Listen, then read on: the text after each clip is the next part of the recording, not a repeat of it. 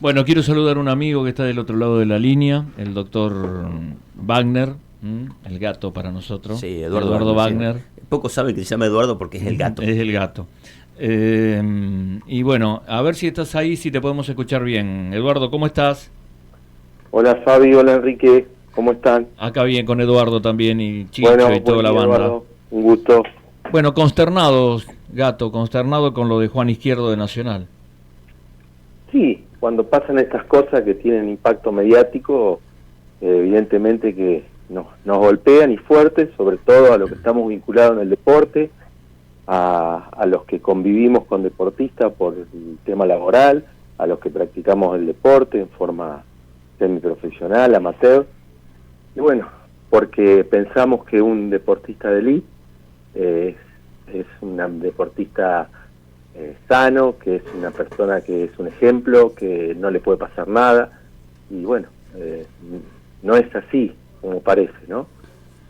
De todos modos, siempre digo lo mismo en estos casos, no es lo habitual, son casos esporádicos, aislados, no es de todos los días, pero tiene un impacto mediático muy grande, y cuando ocurren estas cosas empezamos a pensar si estamos haciendo las cosas bien, o qué hacemos, o qué nos falta, ¿no? Teniendo en cuenta de lo que hablamos, ¿no? Sobre todo, y para dejar en claro algo, ¿no? Hay un 30% de enfermedades, sobre todo a nivel cardiológico, que no se detectan con estudios previos. Ahí estamos hablando que puede haber alguna anomalía congénita, algo genético, y bueno, lamentablemente es así, es la realidad. Esto que acabas de decir para mí es terminante, gato, sin lugar a dudas. Es decir, hay un 30% que por más que se haga el mejor de los estudios, el más científico y en el mejor instituto, son cuestiones que por allí a la medicina se le puede de alguna manera escapar. Vos sabés que yo hace un ratito, y mucho más te lo quiero preguntar a vos porque vos sos médico, yo hace un ratito decía, sin ninguna intención de buscarle una responsabilidad, obviamente, pero yo decía, ¿qué debe estar pasando en este momento por la cabeza del médico de Nacional? Y vos sos médico y seguramente te debes poner también en la piel del médico de Nacional. Lo primero que debe, justo a mí me viene a pasar esto. ¿Y por qué? ¿Por qué me está pasando esto a mí? ¿Te haces esa pregunta? O sea, ¿te pones en la piel del médico de Nacional cómo debe estar él en este momento? Evidentemente cuando ocurre una cosa de esa vos entrás a buscar interrogantes. Es como cuando se te muere un familiar, que buscar la causa de decir qué habrá pasado. Y siempre como no aceptamos la muerte, y menos este tipo de muertes traumáticas, siempre tratamos de buscar algún responsable, ¿no? Y te empieza a pensar en la cabeza eso, si no habrá faltado algo. Evidentemente que estos deportistas de élite, en estos clubes que van pasando de club en club, están controlados, tienen los estudios. El tema está tomar la decisión cuando uno ve algo que no se puede hacer el deporte. Nosotros hemos tenido un caso, y ahora lo puedo hacer público porque en su momento no lo hicimos, en Unión de Santa Fe. Es un chico que el año pasado que jugaba en reserva, tenía un potencial muy grande, y le detectamos una miocardiopatía hipertrófica y le prohibimos la práctica del deporte de alta competencia, con todo lo que eso significa, ¿no? El mismo caso que le pasó a Marcelo Bravo de Vélez Sarsfield, el mismo. Mirá vos. El mismo. ¿Esto pasó el año pasado, decías? El año pasado. Sí. Sí. Y con las consecuencias, ahí son los dos extremos que vos decías. Uno es cuando te ocurre eso, y otra es cuando no te ocurrió, pero vos tenés que decirle al jugador, que es 20 años, te estoy hablando, con un futuro muy grande, que vos tenés que decirle que el riesgo que corre de una muerte súbita en cancha si sigue jugando. Uh-huh. Y también son cosas impactantes porque uno a eso le duele, sabe que psicológicamente al chico es algo devastador en ese momento, porque vos no pensás, insisto, no, a mí no me va a pasar nada. Y a lo mejor puede jugar en forma recreativa, o hacer algo sin grandes esfuerzos, y dice, ¿cómo? Si puedo hacer esto, no puedo hacer lo otro. Por eso digo que es importante. Ayer lo escuchaba muy bien a un amigo, que es el doctor Pedro, que es yo digo el número uno en esto, ¿no? Y justamente él tomó intervención en este caso con gente de la Fundación Favaloro, porque esto uno no lo puede hacer solo, lo tiene que hacer en equipo.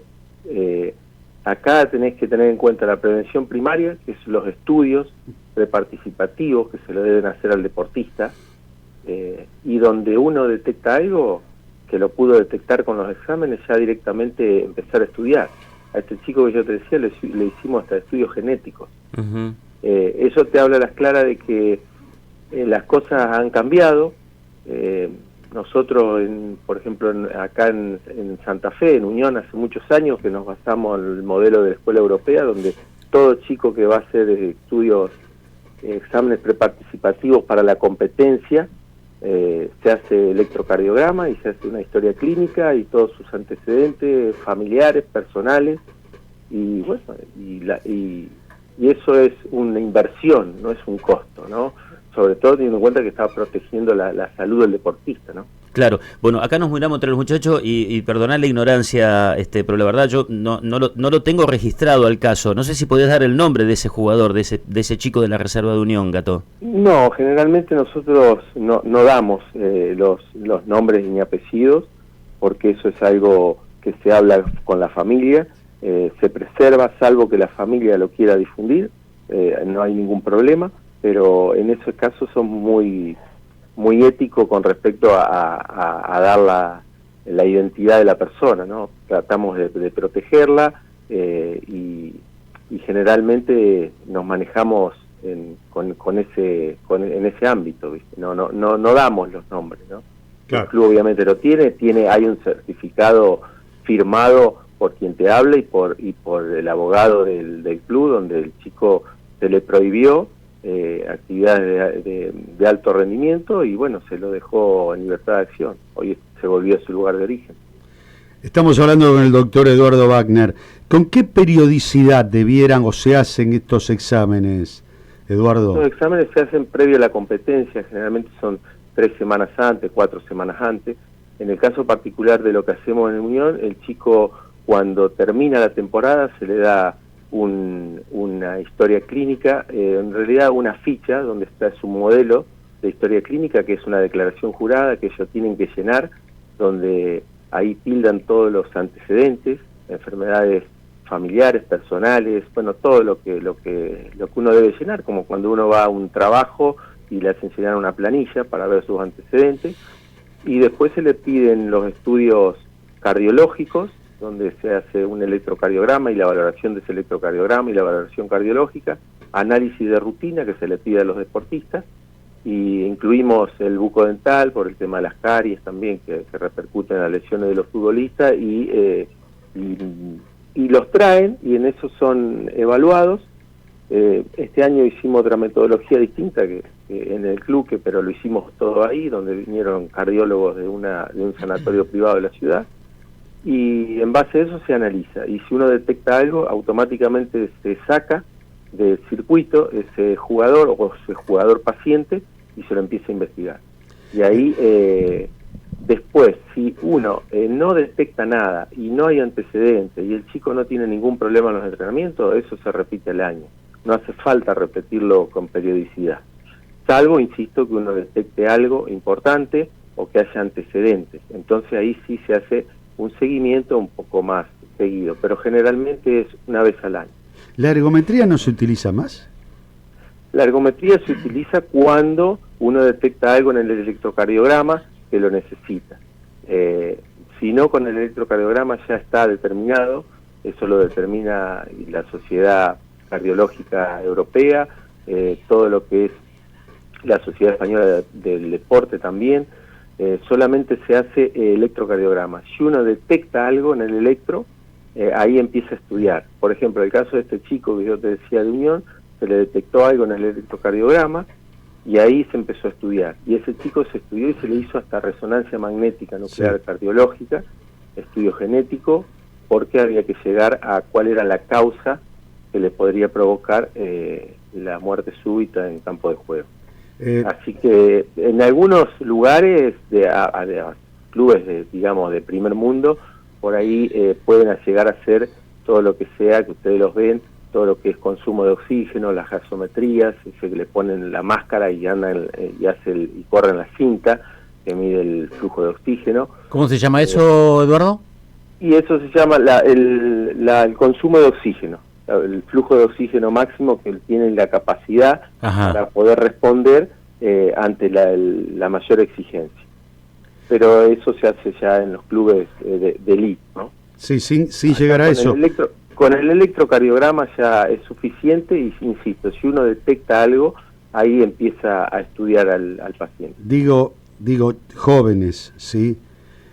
Con una vida hoy difícil para todos, en una etapa de crecimiento, no sé cómo será la alimentación. Pregunto con absoluto respeto, ¿un examen solo por año no suena medio poco? No. Está comprobado científicamente que es así. No, es una vez al año. Es como, a ver, estamos hablando, hoy porque ocurrió esto, insisto, y es un tema mediático, pero tampoco tenemos que enloquecernos que porque pasó esto hay que hacerse permanentemente los estudios, porque tampoco tenemos que volvernos hipocondríacos y buscar algunas enfermedades que porque si no nos paraliza el miedo también y no vamos sí, lo que hay que ser consciente, bueno, pasa como en el ámbito nuestro, te lo puede decir Enrique, que compartimos un picadito los fines de semana o los días de semana y muchas veces ha ocurrido, nos ha tocado a nosotros un compañero que ha tenido una muerte súbita en la cancha, donde hemos sido testigos, tanto quien te habla como Enrique, y realmente la importancia que uno le dice de estudiarse, aunque sea una vez al año, sobre todo cuando nuestro cuerpo, nuestra máquina está parado y no hacemos nada, ¿viste? ¿Y puede haber más sugestión hoy en el futbolista por toda esta situación que haya pasado? Sí, a ver, la sugestión queda durante unos días, como todo. Cuando el tema toma mediático, quedan durante 10 días, 20 días, y después como que nos olvidamos otra vez. ¿Se acuerdan ustedes? Si yo le pregunto, ¿cuánto hace que hubo la anterior muerte súbita de este caso? Y no sé si nos acordamos, pero todos nos vamos a recordar la de Eriksen, que no fue una muerte súbita tajante, digamos, pero sí fue una muerte súbita en campo, pero a Eriksen lo pudieron revertir. A Eriksen lo revertieron y no solo lo revertieron, sino que lo volvió a jugar. Claro, pero porque le pusieron después, eso lo pueden explicar mejor los cardiólogos que yo, el tema de, le pusieron un aparatito que le hace que le detecte si hay una arritmia. Ahora, de ahí está la importancia de la prevención primaria y la secundaria. La prevención primaria es todos los exámenes previos que le hacemos a los chicos o a las personas que van a hacer algún deporte.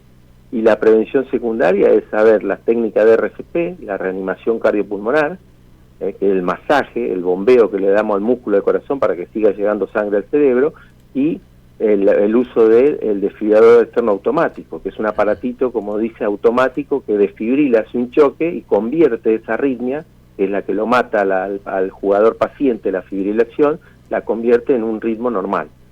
O sea que nos estábamos acordando hoy temprano, Eduardo, con los muchachos acá.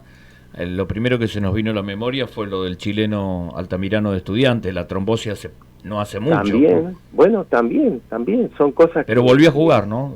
Por lo menos sí, ya está. Sí, lo están estudiando, a ver, todavía no sé qué va a pasar, hay una decisión que tienen que tomar, pero bueno, son cosas que, insisto, toman mucha trascendencia mediática. Fíjate, yo anoche miraba un canal de televisión y estuvieron prácticamente todo el programa, que es raro que en un programa de deporte pongan a hablarse de medicina, y está bueno, ¿no?, hablar de la medicina deportiva, que en realidad no es solo cuando tiene una lesión un jugador, no solo la lesión del cruzado anterior o una lesión grave de un esguince de tobillo.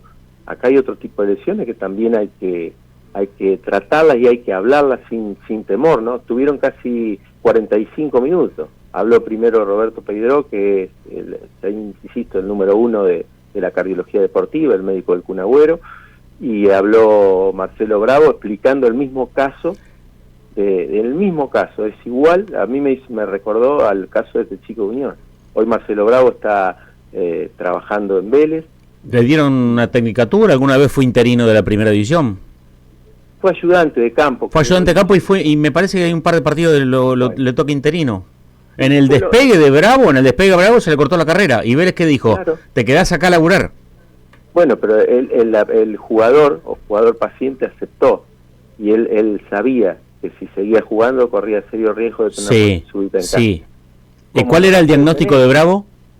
Es una miocardiopatía hipertrófica, lo mismo que tiene el chico del Club Unión que se le hemos detectado, el mismo caso. Miocardiopatía hipertrófica. Detectado con un registro electrocardiográfico. Cuando uno hace un electro, ahí se ve una onda que tiene el registro de electro donde es patológico, anormal, entonces hay que estudiarlo. Vuelvo a un tema, y quizá por una experiencia propia. Cuando ustedes hacen estos exámenes, Eduardo, a jóvenes en este caso, ¿no? Podría ser también ya a no tan jóvenes y futbolistas profesionales, a los efectos de saber qué es lo que ven, lo que encuentran, si está todo bien o hay algo que no está muy bien. Y teniendo en cuenta que son deportistas que exigen, su trabajo les exige un rendimiento físico, un esfuerzo. ¿Es lo mismo un electrocardiograma en reposo que un electrocardiograma en exigencia? Bueno, cuando uno habla de un electro en reposo, está registrando la actividad eléctrica del corazón del momento, y ahí te dice si hay algún problema, y si lo detectás, lo estudiás. El otro es, más que nada, se hace con la ergometría, que es el estudio que uno hace, o sea, o con la bicicleta o con la cinta, donde lo va exigiendo. En la bicicleta le vas poniendo pesa y en la cinta va aumentando la intensidad o la pendiente, y lo que vas haciendo el registro también electrocardiográfico, y vas tomando la presión arterial para ver cómo responde el organismo ante las exigencias. Pero no está determinado que haya que hacer ergometría a un paciente insisto, con el electrocardiograma es suficiente. Esto avalado, insisto, científicamente por la Sociedad de Cardiología, en este caso la Sociedad Europea. Fíjate vos que, Eduardo, en Estados Unidos no hacen electrocardiograma. Hay dos escuelas, la escuela europea y la escuela americana. La escuela americana no hace electrocardiograma, solamente con el screening, el estudio y los antecedentes, ellos ya están ahí. Me pregunto un preparador físico, ¿qué es lo que determina una malformación congénita? Que a veces puede derivar en una ACV. Me dijeron, preguntarle si es así, si sabe Eduardo. Bueno, pero el ACV ya sería otra cosa. Una malformación congénita es un problema congénito, heredado, que hace que haya algún trastorno, que puede ser de los vasos sanguíneos, puede ser un aneurisma, una dilatación de la arteria. Entonces hay un problema donde la arteria es una manguera que lleva sangre al cerebro, en este caso, cuando hablamos de un ACV, y eso hace que la sangre que tiene que llegar al cerebro no sea la adecuada, entonces se produce lo que se llama un accidente isquémico transitorio o un accidente cerebrovascular. O sea, no hay irrigación en el cerebro en ese momento, y hay las neuronas que necesitan de ese oxígeno, no tienen la capacidad de esas células de hacer las cosas habituales que puede hacer una persona. Entonces puede aparecer un problema en el brazo, en el habla, distinta, pero ya estamos hablando de otro tipo de cosas. Esto en la parte específicamente cardiológica son problemas congénitos o hereditarios que se dan mayormente en los menores de 35 años y producen trastornos que alteran el ritmo o la conducción eléctrica del corazón y hace que el corazón trabaje normal o se pare. Saludos de Diego Moset para vos, Gato. Y recién el Gato reflejaba un hecho que pasó hace, un par de días atrás, se cumplió un año justamente, Sí. Del cual fui testigo, de la manera en la cual, haciendo grandes esfuerzos, el Gato mantuvo con vida a un muchacho que estaba jugando joven, que estaba jugando con nosotros hasta que llegó la ambulancia, y después, él fue quien nos comunicó al grupo que esa persona había fallecido en el sanatorio, y llorando el Gato, porque claro, lo sintió como una cosa muy, muy personal, casi hasta familiar, y él fue el que durante un tiempo bastante prolongado, inclusive, para nosotros resultó una eternidad, lo mantuvo con vida, sin nada, es decir, haciendo lo que se llama la resucitación cardiopulmonar, no sé si lo estoy diciendo bien, Gato, pero sí los masajes cardíacos, para que pudiese mantenerse con vida. Y además de eso, el Gato tiene una idea que es una idea muy buena, que es la RTH, era, Gato, ¿no? La revisión técnica humana, así se llama lo que vos has ideado, has creado. Sí, mira, primero sí se cumplió un año, yo estas cosas, inclusive algunos quizás han sido testigos, Chicho que juega ahí, o en la liga del sanatorio allá del día de profesionales, han ocurrido de hecho, y estas cosas nos impactan. Cuando te toca de cerca, por más que vos seas médico, te puedo asegurar que se te nubla todo, ¿no?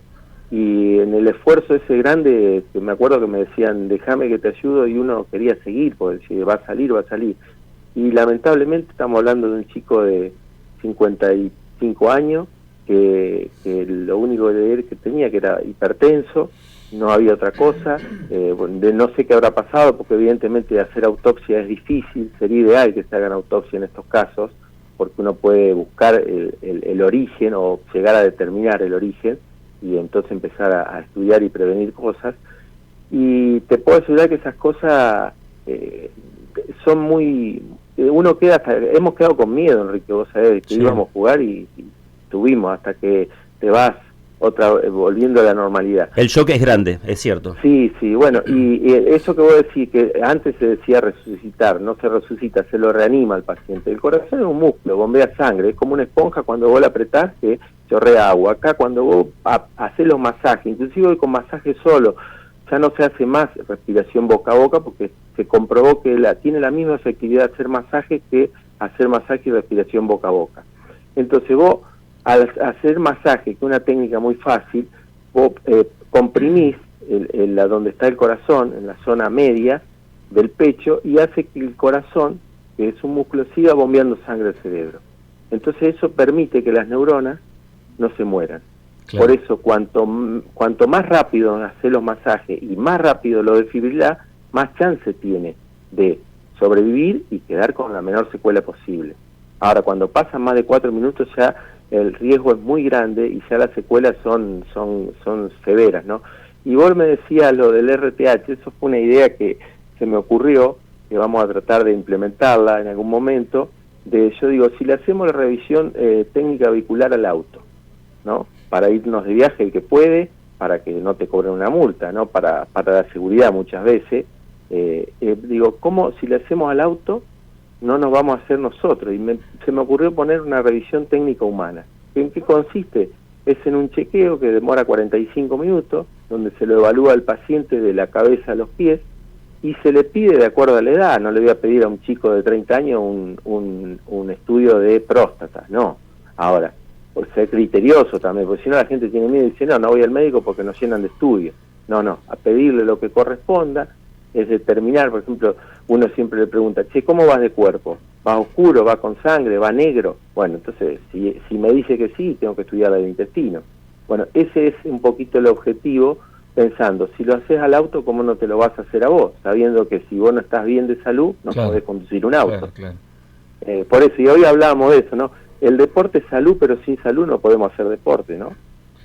Gatito, te mando un gran abrazo, te mandamos acá a todos los muchachos y muy agradecido. Yo a los 53 años aprendí algo recién con lo que dijo, que es lo mismo hacer el bombeo con las manos y que no hace falta la respiración boca a boca. Yo acabo de aprenderlo, me acabo de enterar. Abrazo, Gato. Bueno, muy amable. Chau. Bien. Saludos. Estamos atrasados.